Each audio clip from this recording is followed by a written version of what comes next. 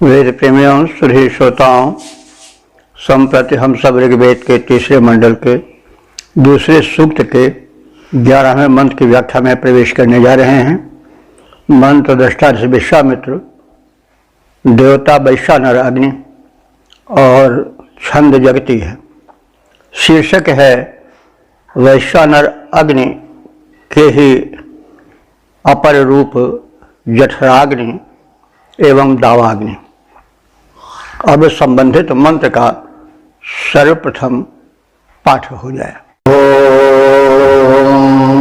सजन्वते जठरेश प्रजग्निवान् वृषा चित्रेषु नानदन्न सिंहः वैश्वानरः पृथुपाजा अमर्त्यो वसुरत्नादजमानो विदाशुषे।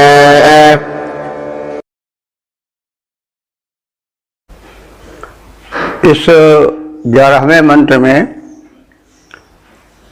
अग्नि सुख समृद्धि प्रदायक है और वह उदर में जठराग्नि रूप में और वनों में दावाग्नि रूप में प्रकट होता है। तो इस वैश्वानर के उभय रूपों के चित्रण के साथ उसकी अन्य उदारता का भी संकेत किया जा रहा है। तो यह वैश्वानर अग्नि कैसे हैं? पृथुपाजाह, पृथु कहते हैं व्यापक और पाज कहते हैं शक्ति को। तो पृथुपाजाह माने व्यापक शक्तिमान हैं। और कैसे हैं? अमर्त्य हो, ये मरते नहीं हैं, मरने वाले नहीं हैं, बल्कि अमर्त्य हैं, अमर हैं। और कैसे हैं? दाशुषे, दाशुषे कहते हैं दानी यजमान को। तो ये यजमान जो कि यज्ञ करते हैं और दानशील हैं, उन पर प्रसन्न होकर ये वसु, वसु माने होता है धन, और रत्ना माने रत्न, जो अधिक मूल्यवान धन है, उनको भी विदयमानः प्रदान करने वाले हैं। और कैसे हैं? प्रज्ञावान, ये अत्यंत ज्ञानवान हैं। और कैसे हैं? वृषा, वृषा माने बलवान अथवा वर्षक, वर्षा करने वाले। तो वर्षा करने वाले का मतलब समझिए कि अनुदानों की वर्षा करने वाले हैं। तो सह वैश्वानरः, ऐसे जो वैश्वानर अग्निदेव हैं, वे जठरेषु, प्राणियों के उदरों में, जिन्वते, जठराग्नि बनकर विराजमान रहते हैं। और यही नहीं, वे जो वैश्वानर अग्निदेव हैं वो दावाग्नि बन जाते हैं। कहाँ? चित्रेषु वनेषु, रंग बिरंगे फल फूल वृक्षों वाले वनों में। तो इस प्रकार से अत्यंत बलवान और अमर अग्नि दानी यजमान को धन रत्नों से संपन्न करने वाले हैं। वे अत्यंत ज्ञानवान और बलवान अथवा धन के वर्षण करने वाले हैं। यह वैश्वानर अग्नि मनुष्यों के, अन्यान्य प्राणियों के उदरों में जठराग्नि रूप में वृद्धि पाते हैं, निवास करते हैं। इन्हीं के ताप से भोजन पचता है पेटों में, और यही वैश्वानर अग्निदेव अनेक रंग बिरंगे रूपों वाले, वृक्षों वाले, वनों में दावाग्नि भी बनकर दृष्टिमान होते हैं और सिंह के समान गर्जन करते हुए विकराल रूप दिखाते हैं। पद्य रूपांतरण है, परम बलि यह अमर अग्नि अपना कौशल सदैव दिखलाता, दानी यजमानों को यह धन रत्नों से है संपन्न बनाता, बन करके जठराग्नि मनुज के उदरों में यह अन्न पचाता, रंग बिरंगे विपिन जलाता, गर्जन सिंह समान सुनाता। ओम वेद प्रेमियों, सुधी श्रोताओं, संप्रति हम सब ऋग्वेद के तीसरे मंडल के दूसरे सूक्त के 12वें मंत्र की व्याख्या में प्रवेश करने जा रहे हैं। ऋषि विश्वामित्र, देवता वैश्वानर अग्नि और छंद जगती है। शीर्षक है वैश्वानर अग्नि सूर्य रूप में द्विलोक में विद्यमान। अब संबंधित मंत्र का सर्वप्रथम सस्वर पाठ हो जाए। वैश्वानरः प्रद्दधानागमारोहद्दिवस्पृष्ठम् बन्धमानः स्वमन्मभिः, सपोर्भवज्जनयन् जन्तवेधनम् समानमज्मम् पर्येति जागृभिः। इस 12वें मंत्र में बताया गया है कि वैश्वानर अग्नि सूर्य रूप में द्विलोक में विद्यमान रहते हैं। तो शब्दार्थ है कि यह वैश्वानर अग्निदेव प्रत्न था। प्रत्न था माने सनातन, यानी जो आदिकाल से चला रहा हो। तो अग्निदेव तो जीवन विकास के पूर्व ही विद्यमान थे, सूर्य रूप में, प्रकाशक पिंड रूपों में। तो ये इसलिए सनातन है, वैश्वानर अग्निदेव सनातन हैं। और ये सुमन्मभिः मंदमानः, सुमन्मभिः माने सुंदर प्रार्थना मंत्रों वाले, स्तोत्रों से प्रसन्न होने वाले, प्रशंसित होकर के यही अग्निदेव सूर्य रूप में विराजमान है। यह बात बताई जा रही है कि नाकम दिवः पृष्ठम आरुहत। नाकम, नाकम शब्द को जान लीजिए कैसे बना है। कम माने होता है सुख। एक अक्षरी शब्दकोश में कम को सुख बताया गया है, और अकम माने दुख। जहां कम न हो वह अकम है।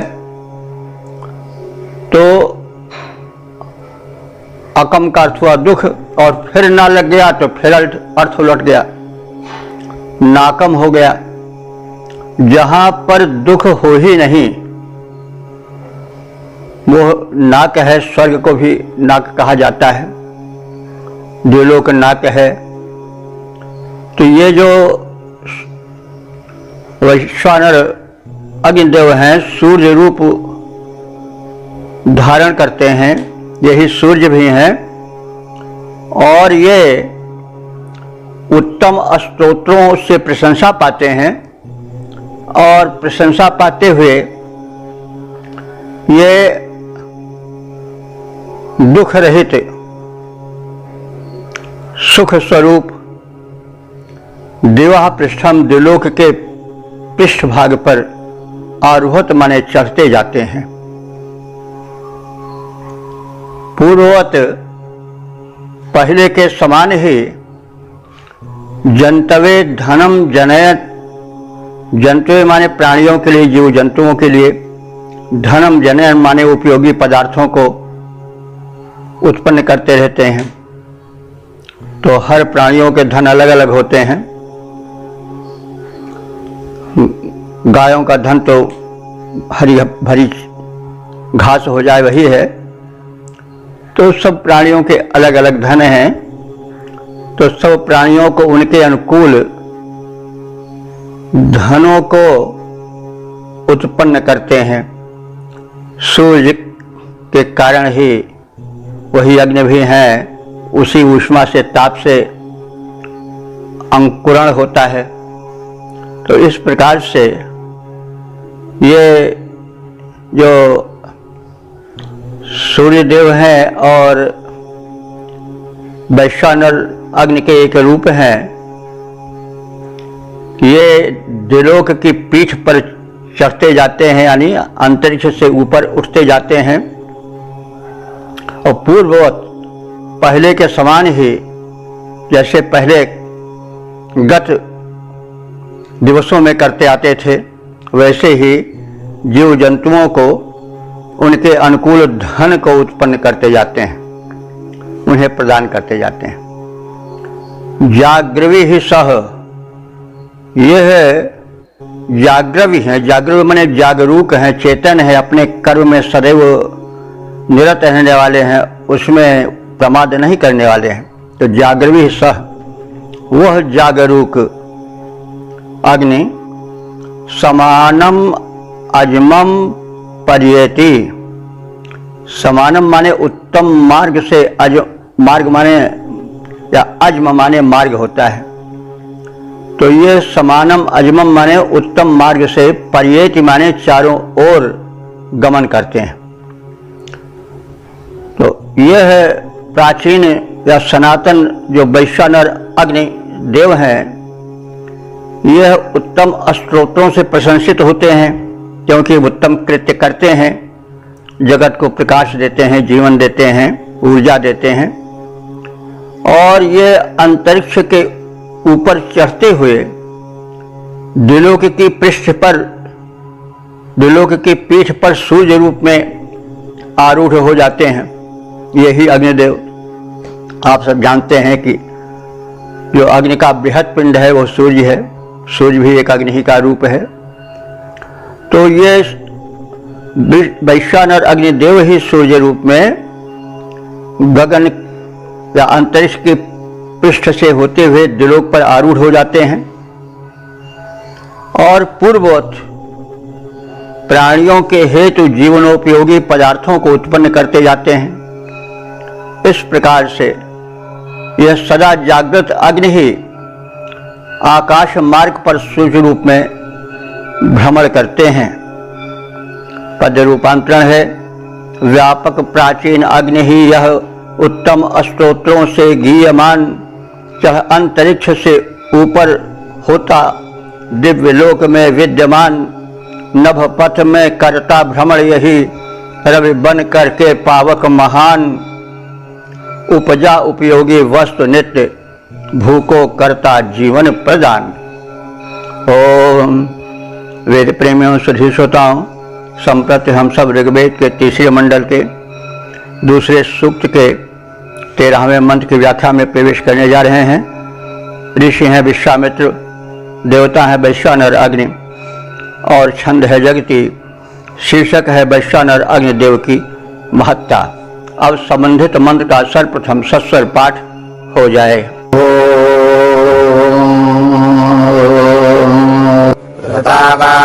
यज्ञजं विप्रमुख्या अमायन्द देवादर्श्वादिभिक्षजम् तम् चित्रजामम् हरिकेशमीमहे सुधीतिमग्निम् सुमिता जनव्यसे।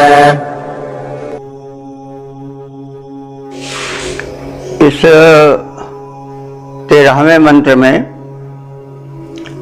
वैश्वानर अग्निदेव की महत्ता के वर्णन के साथ उनसे उत्तम धन वैभव की कामना की गई है। प्रथम इन अग्निदेव के वैशिष्ट्य का वर्णन किया गया है, पश्चात उनसे नवीन धन सुख सुविधाओं की कामनाएं की गई हैं। तो ये वैश्वानर अग्निदेव कैसे हैं? ऋतावानम, ऋत कहते हैं सार्वभौम सत्य को। जो सत्य कभी खंडित न हो वह जो है ऋत है, और आज से अंत तक जिसकी सत्ता विद्यमान हो वह ऋत है। और अग्निदेव जो हैं वे कैसे हैं? ऋतावान हैं, यानी सार्वभौम सत्य का पालन करने वाले हैं। कैसे? अग्नि का गुण प्रकाश है, तो यह सार्वभौम सत्य है। ऐसा नहीं है कि कभी अग्नि अंधकार पैदा करे, प्रकाश ही देगा, वो दीप्ति ही देगा और ताप ही देगा। सूर्य रूप में वह सदैव प्रकाश ताप देता है कि नियमित समय पर उदय और अस्त को प्राप्त होता है। विद्युत रूप में उसके कुछ सत्य सिद्धांत हैं, उनसे वो डिगता नहीं है। जैसे बिजली है तो वह जलीय पदार्थों में संचरित होती है। कुछ ऐसे पदार्थ हैं जो निर्जीव हैं, जिनमें जलांश नहीं है, जैसे सूखा काष्ठ, उसमें विद्युतग्नि का संचार नहीं होता, करंट नहीं आता है। प्लास्टिक आदि में तभी तो नियम चलता है, नहीं तो अगर ऋत वाला यह सिद्धांत अग्निदेव हटा दें तो फिर दुनिया में जीना ही मुश्किल हो जाएगा। तो इसीलिए उनके वैशिष्ट्य को बताते हुए कहा जा रहा है कि ये अग्निदेव जो है ऋतावान है, यानी सार्वभौम सत्य का नित्य नियमित रूप से पालन करने वाले हैं। यज्ञियम, ये यज्ञ हैं, यज्ञ माने पूज्य हैं, क्योंकि इनमें कल्याण के गुण हैं, देवत्व के प्रदीप्त गुण हैं। और कैसे हैं? विप्रम, ये विप्र हैं। विप्र का अर्थ क्या होता है?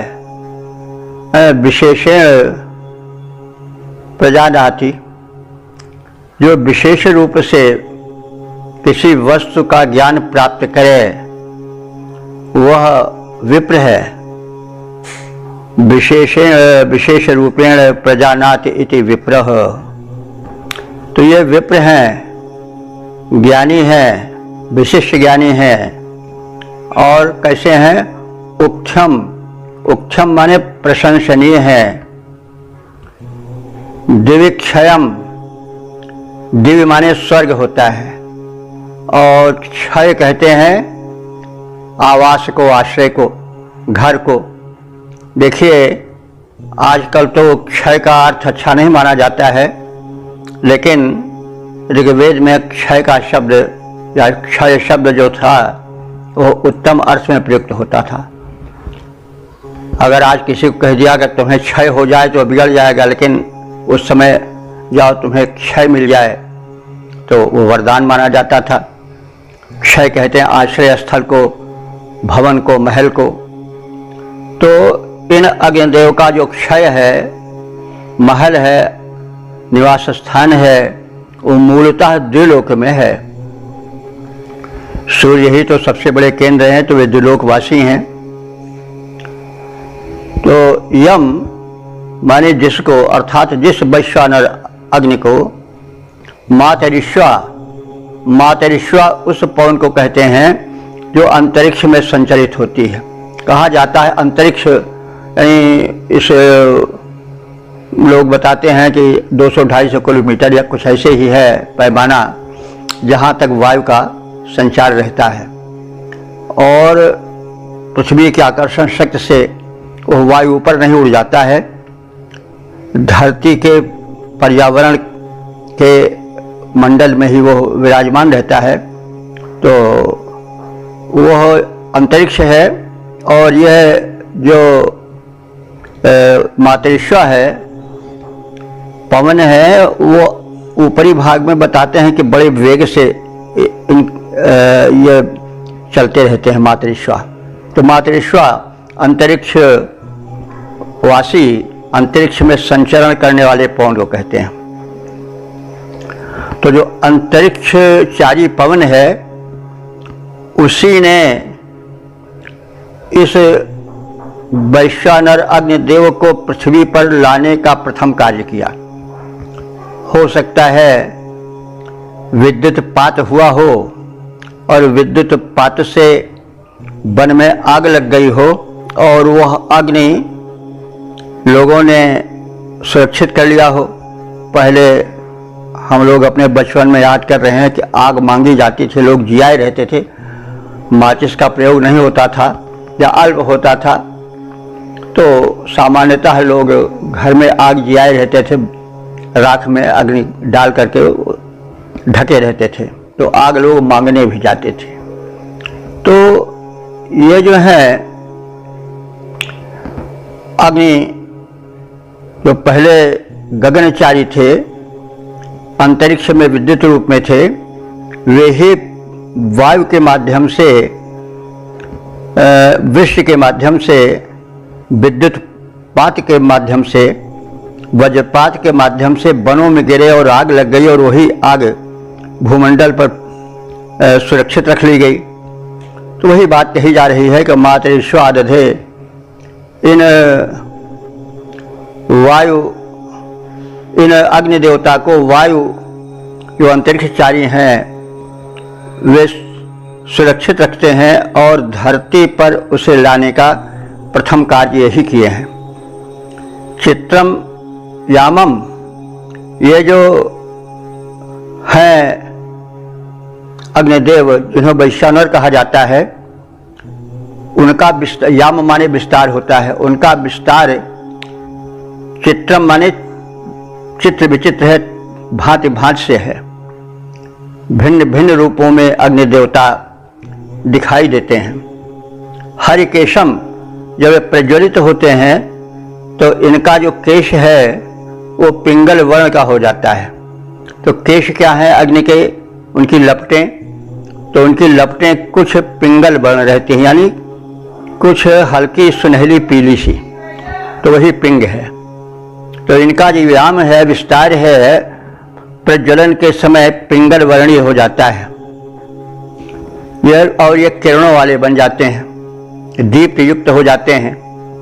और सुदीप्तिम, इस प्रकार से उत्तम दीप्ति वाले ये गार्हपत्य अग्नि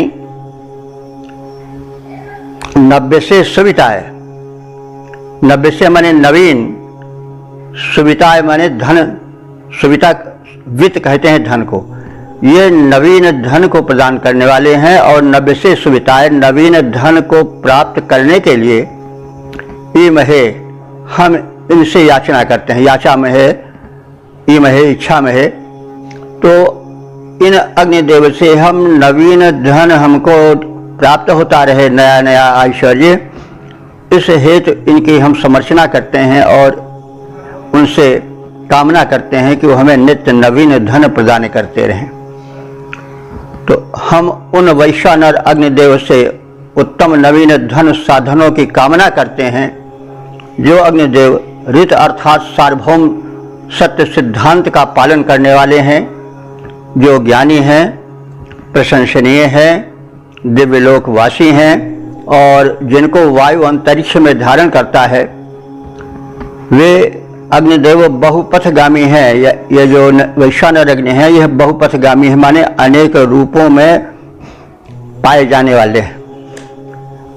प्रज्वलित होने पर उनके केश पिंगल वर्ण के दिखाई करते हैं, कुछ सुनहले पीले रंग के दिखाई पड़ते हैं, अर्थात ज्वालाएं पिंगवर्णी हैं और उत्तम दीप्ति से युक्त रहती हैं। पद्य रूपांतरण है, हम उन वैश्वानर पावक से धन साधन की अभिलाष करें, हम उन वैश्वानर पावक से धन साधन की अभिलाष करें, जो ऋत पालक ज्ञानी प्रशस्त जो दिव्य लोक में वास करें, जिनको कि वायु धारण करता बहुपथगामी कहलाते हैं, जो पिंगल ज्वाल जटाधारी, जो पिंगल ज्वाल जटाधारी धर दिव्य दीप्ति छवि पाते हैं। ओम वेद प्रेमियों सुधी श्रोताओं, संप्रति हम सब ऋग्वेद के तीसरे मंडल के दूसरे सूक्त के 14वें मंत्र की व्याख्या में प्रवेश करने जा रहे हैं। मंत्र दृष्टा विश्वामित्र और देवता वैश्वानर अग्नि तथा छंद जगती है। शीर्षक है वैश्वानर अग्निदेव की महत्ता को नमन।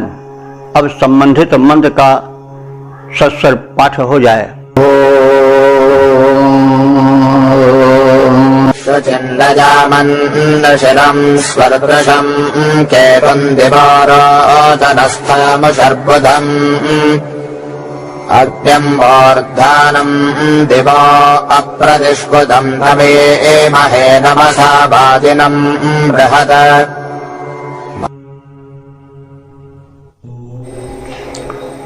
इस 14वें मंत्र में अग्निदेव को शिखरस्थ देवता कहा गया है। तो वे देवों में सर्वोपरि हैं, देवों को यज्ञ भाग देने वाले हैं, विश्व को जीवन देने वाले हैं, प्रकाश देने वाले हैं, ऊर्जा देने वाले हैं, ऊष्मा देने वाले हैं, और उनका सूर्य रूप सर्वोच्च है। उसी सूर्य रूप का यहाँ विशेष प्राकट्य किया गया है, उसका विशेष स्वरूप चित्रित किया गया है। तो ये वैश्वानर अग्निदेव शुचिम, बड़े शुचि हैं, बड़े शुद्ध हैं, पवित्र हैं। यामन ईशिरम, ये यामन कहते हैं गमनशील को, और ईशिर कहते हैं जहां पर हविष्यान्न दिया जा रहा हो ऐसे यज्ञों में ये जाने वाले हैं।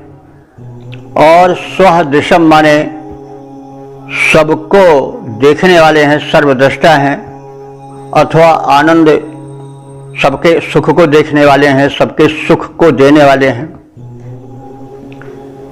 दिवा केतुम, ये द्विलोक के केतु हैं, सूर्य रूप में ये द्विलोक में केतु की तरह, पताका की तरह दिखाई पड़ते हैं।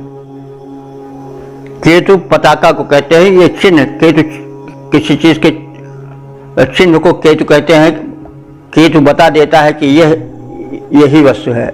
मोटे रूप से जहाँ तिरंगा गड़ा हो, लोग बिना कहे सुने समझ जाते हैं कि भारत का प्रदेश है। इसी प्रकार से अपने अपने देशों के केतु हैं, तो वे एक तरह से चिन्ह है जो उसके स्वरूप को बता देते हैं। तो जो अग्नि है वे सूर्य रूप में द्विलोक के केतु हैं, उस अपना परिचय देने वाले हैं, प्रकाश का परिचय देने वाले हैं, दीप्ति देने वाले हैं, और द्विलोक की पताके के सदृश दिख पड़ने वाले हैं। रोचन स्थाम, ये रोचन कहते हैं तेज को, दीप्ति को। ये दीप्ति में स्थित रहते हैं। और उषा बुधम, उषा काल में जागृत हो जाते हैं। तो उषा काल में सूर्य जग जाते हैं। अभी अलंकारिक वर्णन देखा जा सकता है। अब कहा जाता है कि निशा में सूर्य नहीं दिखाई पड़ते तो सूर्यदेव भी सोते रहते हैं। ये अलंकारिक वर्णन है। वैसे सूर्यदेव तो कभी न सोते हैं, न अस्त होते हैं, न उदय होते हैं, वो तो एक रूप में है। लेकिन फिर भी व्यवहार में कहा जाता है सूर्योदय सूर्यास्त। तो ये जो सूर्यदेव हैं वे उषर बुधम माने उषा काल में जग जाने वाले हैं और जग करके संसार को प्रकाश देने वाले, उदित हो जाने वाले हैं, तेज से प्रतिष्ठित हो जाने वाले हैं। अथवा उषर बुधम अगर हम अग्नि के रूप में लें तो भी कहा जा सकता है। जो यज्ञ होता था पहले, कहा जाता है कि पहले यज्ञ एक तरह से अनिवार्य था, राज्य की तरफ से यह आदेश था कि प्रत्येक घर में यज्ञ होना चाहिए। आज भी हो जाए तो बड़ा अच्छा है, प्रदूषण मिट जाए, घर पवित्र हो जाए। जो तरह तरह के कीट हमला कर रहे हैं वो घर में आने के पहले ही मर जाएंगे। तो लेकिन अब युग की बात होती है, तो वैदिक युग में यज्ञ अनिवार्य धर्म था और लोग उषर बुध माने उषा काल में यज्ञ करके अग्नि को भी जगाते थे, तो इसीलिए उषा बुधम कहा गया। तो अगर हम अग्नि रूप में लें, जो यज्ञाग्नि है वेदी में प्रज्वलित होती है तो वो उषा काल में ही जग जाती है, यानी उषा काल में ही अग्नि प्रज्वलित हो जाती है यज्ञार्थ कर्मों के लिए। तो दोनों के लिए हो सकता है, जो गार्हपत्य अग्नि है, वेदी की अग्नि है, और साथ साथ जो सूर्य भी तो एक अग्नि का बहुत प्रबल गोला है, वो भी जब उषा काल में प्रकाश फैलाता है तो मानो जग गया हो, आंखें खुल गई हो, ज्योतित हो गया हो, तो वो तेज से प्रतिष्ठित हो जाता है उषा काल में। दिवा मूर्धानम, और दिलोक के मूर्धा माने मस्तक पर वो विराजमान हो जाता है। अप्रतिष्कुतम, इस सूर्य को जो कि अग्नि का एक पिंड है और वैश्वानर अग्नि के परिधि में आता है, वह अप्रतिष्कुतम प्रतिबंध रहित है, उसकी गति को कोई रोक नहीं सकता है। लाख उपाय कोई करे लेकिन सूर्योदय और उसके रथ को आगे बढ़ने से, उत्थान करने से कोई रोक नहीं सकता है, इसलिए उसको अप्रतिष्कुतम कहा गया है, प्रतिबंध रहित गति वाला। वाजिनम माने बलवान है, सूर्य के सदृश और किसमें बल है, अंधकार को भगाने में वही सक्षम है। कहा भी गया है कि राका प्रतिशोडस वही तारागण समुदाय, सकल गिरिन दवलाइये रविबिन राति न जाई। तो राका प्रतिशोडस वही 16 चंद्रमा उदित हो जाएं और असंख्य तारागण भी उदित हो जाएं, और सकल गिरिन है दौलाइए, सारे पर्वतों पर दावाग्नि जला दीजिए, लेकिन रवि बिनु राति न जाए, रात तब तक नहीं जाएगी जब तक सूर्य नहीं आएंगे। तो राका पति षोडश वह तारागण समुदाय और सकल गिरिन ही दव लाइए, दव दावाग्नि, लेकिन रवि बिनु राति न जाए। तो यह सूर्य का महत्व है, इसीलिए उनको कहा गया है कि अप्रतिष्कुतम, ये प्रतिबंध रहित हैं, और वाजिनम माने परम बलवान हैं, बलशाली हैं, और बृहतमम अग्नि के ये प्रचंड रूप हैं और इस रूप को कोई रोक नहीं सकता है। नमसा, ऐसे हम दिव्य सूर्य को, जो कि इन वैश्वानर अग्नि के एक रूप हैं, उनको हम नमन करते हैं। तो सूर्य रूप में विराजमान वैश्वानर अग्निदेव को हम नमन करते हैं और इमहे उनसे याचना करते हैं, कामना करते हैं, प्रार्थना करते हैं कि वे हमें धन धान्य से संपन्न बनाएं। तो शुद्ध पवित्र यज्ञों में गमनशील सर्वद्रष्टा दिव्यलोक की पताका स्वरूप विराजमान, तेज से प्रतिष्ठित, उषा काल में चैतन्य हो जाने वाले, दिलोक के मस्तक पर विराजमान, प्रतिबंध रहित गति वाले, बलवान और महान अग्निदेव की जो सूर्य रूप में विद्यमान है, ऐसे वैश्वानर अग्नि के को हम नमन करते हैं और नमन पूर्वक उनकी उपासना करते हैं। पद रूपांतरण है, जो शुद्ध यज्ञ में जाते नभ में ध्वजा बने फहराते हैं, सर्वज्ञ तेज में स्थित हैं, जो प्रातः ही जग जाते हैं, जो दिव्य लोक शिखरारोही, अप्रतिहत गति बल है अपार, प्रार्थना अग्नि की करते हैं हम पुनः पुनः कर नमस्कार। ओम। वेद प्रेमियों, सुधी श्रोताओं, संप्रति हम सब ऋग्वेद के तीसरे मंडल के दूसरे सूक्त के 15वें मंत्र की व्याख्या में प्रवेश करने जा रहे हैं। मंत्र दृष्टा ऋषि हैं विश्वामित्र, देवता हैं वैश्वानर अग्नि और छंद है जगति। प्रतिपाद्य है धनेश्वर्य की कामना। अब संबंधित मंत्र का सर्वप्रथम सस्वर पाठ हो जाए।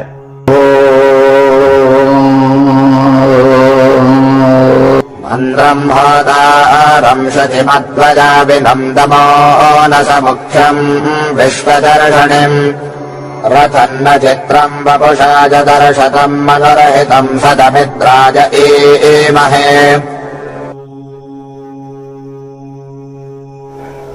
यह 15वां मंत्र इस सूक्त का समापन वाला मंत्र है। इस 15वें मंत्र में अग्नि की महत्ता के कथन के साथ उनसे धनैश्वर्य प्राप्ति की प्रार्थना की गई है। पहले इन वैश्वानर अग्निदेव का वैशिष्ट्य बताया गया है।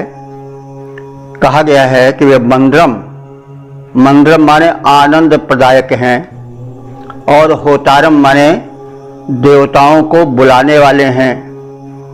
अग्निदेव को होता भी कहा जाता है नहीं। और शुचिम माने पवित्र हैं, पावक हैं। और कैसे हैं? दमूनसम माने शत्रुओं को दमन करने वाले हैं, विरोधियों का संहार कर देने वाले हैं। और कैसे हैं? उक्षम माने प्रशंसनीय है। और कैसे हैं? विश्व चर्षणिम, संपूर्ण संसार को देखने वाले हैं, यानी सर्वद्रष्टा हैं। और कैसे हैं? अद्वयाविनम, जो दो नहीं हैं, यानी दो तरह से नहीं देखते हैं लोगों को, एक दृष्टि से देखते हैं, यानी समदर्शी हैं, अद्वय हैं। तो अद्वाविनम माने जो समदर्शी हैं, अकुटिल हैं। और रथम न चित्रम, जो सुंदर दिव्य रथ की भांति चित्र विचित्र हैं, यानी आकर्षक हैं। वपुषाय दर्शितम, जो अपने शरीर के कारण तेजस्वी हैं और दर्शनीय हैं। मनुरहितम, जो वैश्वानर अग्निदेव मानव मात्र के हितैषी हैं।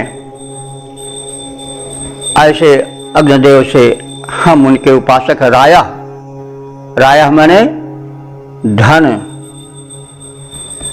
ईमहे माने इच्छा महे, धन की इच्छा करते हैं, धन हेतु प्रार्थना करते हैं।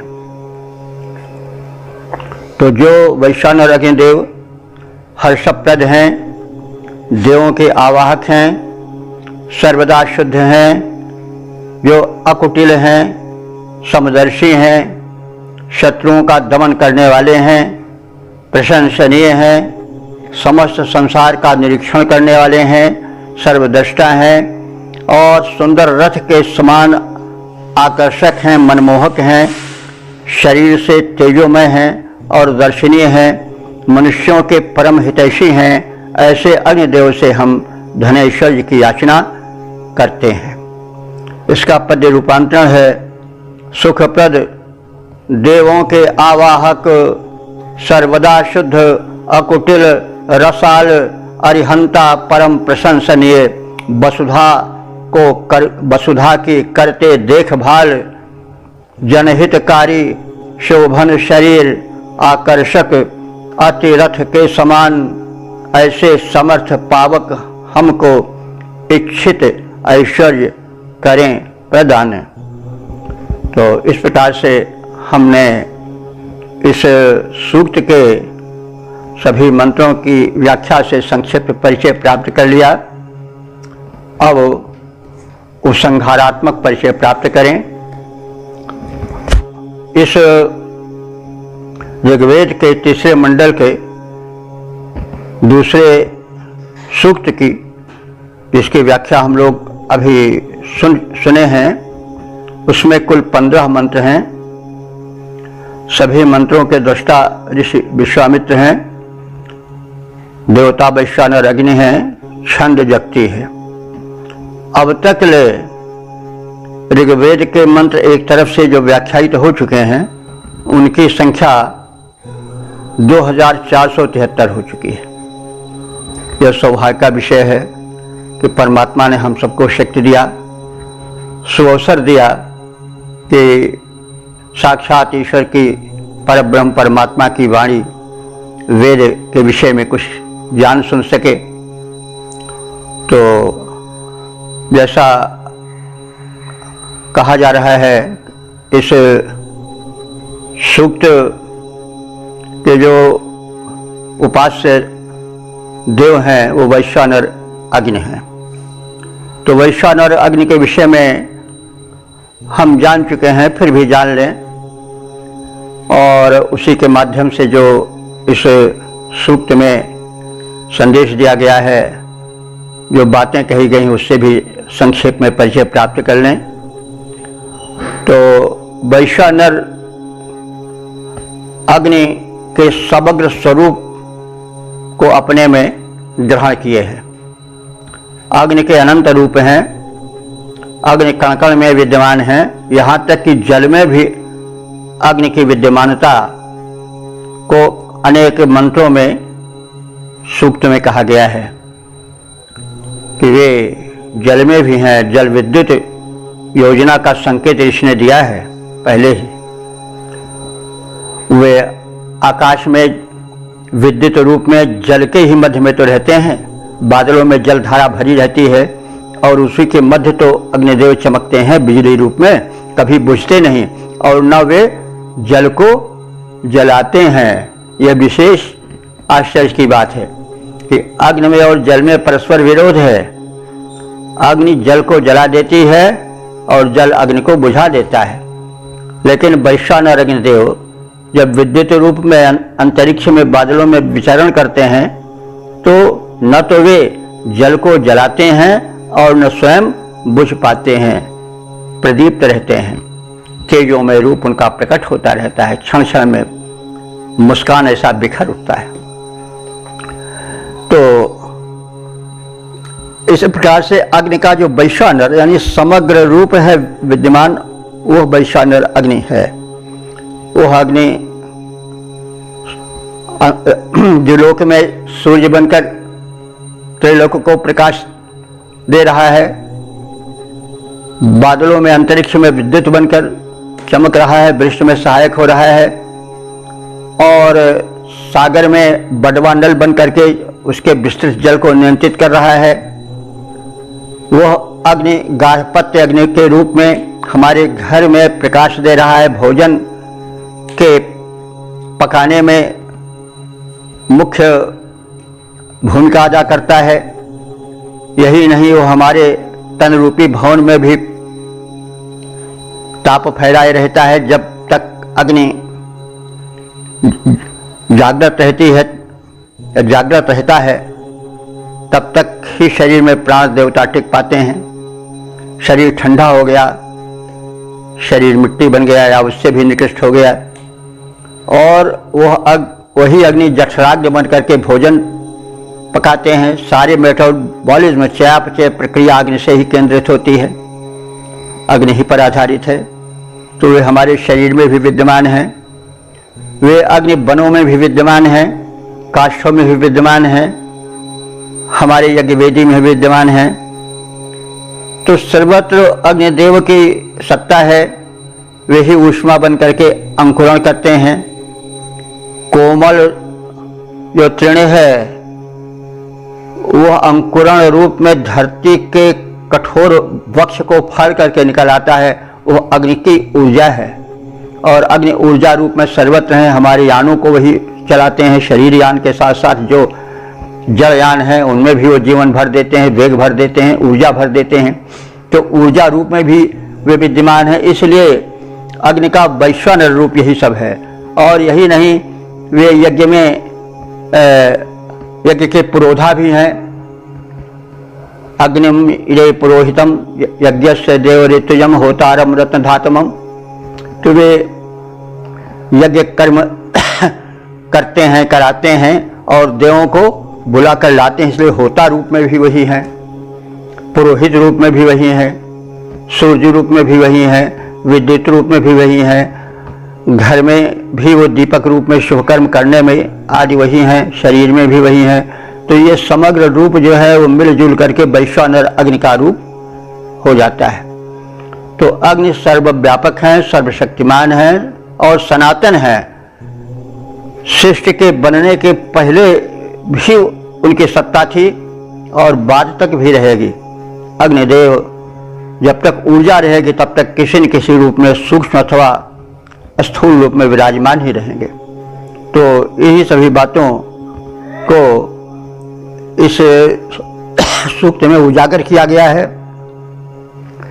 और फिर जो मंत्र की सामान्य प्रकृति है वो यह है कि ऋचाओं का वेद ऋग्वेद है, तो ऋच्यते अस्तुते न्यायित ऋचा, जिसके माध्यम से अस्तुत की जाए, अस्तुत का अथवा उसके गुण धर्म का कथन। तो अस्तुति गुण धर्म का कथन तो सभी मंत्रों में है। तो वह अग्निदेव की प्रार्थना, उनके गुण का कथन, उनसे फिर अभीष्ट की याचना, यह तो लगभग प्रत्येक मंत्र में और सर्वत्र दृश्यमान है। यह ही है कि प्रयोजनम अनुद्देश्य मूढ़ो बिना प्रवर्तते, बिना किसी प्रयोजन के, बिना किसी लगाव के तो मूर्ख भी कोई कार्य नहीं करता है। तो इसलिए प्रयोजन भी धन ऐश्वर्य स्वास्थ्य आदि की प्राप्ति के साधन के रूप में उन्हें देखा गया है। अग्नि ही भिन्न भिन्न रूपों में हमारा हित साधन करते हैं। कोई भी ऐसा स्थल नहीं है जहाँ की अग्नि हमारे जीवन में सहायक न हो। तो ऐसे अग्निदेव की उपासना करो। हम अग्निदेव की उपासना नहीं करते हैं, इसलिए हम दुखी हैं। हम भी दुखी हैं, हमारा परिवार भी दुखी है, समाज भी दुखी है, राष्ट्र भी दुखी है, यानी अंतर्राष्ट्र में भी दुख है। अग्नि की उपासना न करने से, उसका दुरुपयोग करने से आज जो युद्ध चल रहा है, एटम बम का खतरा है, थर्रा रहा है संसार, वो अग्नि का दुरुपयोग ही है। एटम बम में भी तो अग्नि ही है, मिसाइल में भी अग्नि है, सब में तो अग्नि ही है। तो भाई दुरुपयोग है, तलवार है, उससे आप चाहो रक्षा भी कर सकते हो, चाहे वध भी कर सकते हो। उससे आप वीर बन करके स्वर्ण पदक प्राप्त कर सकते हो और परमोत्कृष्ट अशोक चक्र आदि भी प्राप्त कर सकते हो और फिर जेल में भी जा सकते हो दुरुपयोग से। तो इस कहने का मतलब अग्नि जो है वो सर्वव्यापक है, सर्वशक्तिमान है और मनुष्य को चाहिए कि उनका सदुपयोग करे, उनको जागृत रखे। शरीर में हम जो अग्नि है हमारी जल रही है उसको बुझने न दें, क्योंकि जब शरीर से अग्नि निकल जाएगा या अग्नि तत्व क्षीण हो जाएगा तो दुर्बलता आना शुरू होगी। ज्यों ज्यों वार्धक्य आता है त्यों त्यों अग्नि तत्व क्षीण हो जाता है। अथवा यूँ कहें कि ज्यों ज्यों अग्नि तत्व क्षीण होता जाता है त्यों त्यों बुढ़ापा आता जाता है। अगर अग्नि तत्व क्षीण न हो पावे तो बुढ़ापा फटकने नहीं पावेगा। इसलिए आप अग्नि तत्व को जागृत रखें प्राणायाम के माध्यम से, योग के माध्यम से, खान पान के माध्यम से। तो ये ऋषि का संदेश है। हम अग्नि तत्व को सामान्य न समझें। अग्नि का जो बाह्य रूप है वो तो जल रूप है, लेकिन जो उसके पीछे नियंत्रक शक्ति है वो चेतन है और हम उसी पर ध्यान रखें, उसी की प्रार्थना करें। और अग्निदेव जो हैं आराध्य हैं, अग्निदेव पूज्य हैं। अग्नि उपासना सबसे बड़ी उपासना है, प्राचीनतम उपासना है। जो पारसी लोग हैं वो अग्नि पूजक हैं, वो तो शुद्ध अग्नि की ही पूजा करते हैं, सबसे प्रथम देवता वो अग्नि को मानते हैं। हमारे आर्य भी अग्नि पूजक थे और हमारे आर्यों की ही एक शाखा बिखर करके जो ईरान चली गई वो भी आर्य ही हैं। तो इस तरह से अग्निदेव की महत्ता का कथन है और उनके समग्र स्वरूप को वैश्वानर कहा गया है और इस प्रकार से अग्नि के समग्र रूप का स्तवन इस सूक्त में हुआ है। तो इस प्रकार से हमने संक्षिप्त रूप से वैश्वानर अग्निदेव के विषय में जानने का अवसर प्राप्त किया, अग्नि की उपयोगिता समझे और हमें वैदिक ऋषि के संदेशों को हृदय से ग्रहण करके आचरण में उतारना चाहिए, वैदिक धर्म का प्रचार प्रसार करना चाहिए। अगर वैदिक धर्म आज फैल जाए विश्व में तो कोई झगड़ा ही नहीं रह जाए जो धर्म के आधार पर मारकाट रोज होती है, वैमनस्य होता है, क्योंकि सूर्य से किसी का विरोध नहीं है, वो तो सबको प्रकाश दे रहे हैं। अग्नि से किसी का विरोध नहीं, वो सबके घर में रसोई में काम आते हैं, शरीर में काम आते हैं। तो उसमें कोई जाति पात, हिंदू मुस्लिम, अमीर गरीब, राजा रंग का कोई अंतर नहीं है। इसलिए बंधुओं, आप वैदिक धर्म को सुनो, समझो, प्रचार करो, प्रसार करो। आपसे हम बार बार निवेदन करते हैं, तभी हमारा श्रम सफल होगा। हम लोग यज्ञ कर रहे हैं, यज्ञ का मतलब आहुति डालना ही नहीं हुआ, ये भी ज्ञान यज्ञ है। इस ज्ञान यज्ञ में भाग लें, अन्यों को सम्मिलित करें और इस प्रकार से हम वैदिक संदेश का प्रचार प्रसार कर स्वयं को कृतार्थ करें और संपूर्ण समाज और राष्ट्र को भी और विश्व को भी हम कल्याण पथ का प्रदर्शन करें। भारतीय सभ्यता के आधारभूत वेद, आर्ष दर्शन की प्रसूति, इस वैदिक संदेश से हम स्वयं को धन्य करें और वसुधातल को धन्य बनाएं। ओम सर्वे भवन्तु सुखिनः, सर्वे सन्तु निरामयाः, सर्वे भद्राणि पश्यन्तु, मा कश्चित् दुःख भाग् भवेत्। ओम।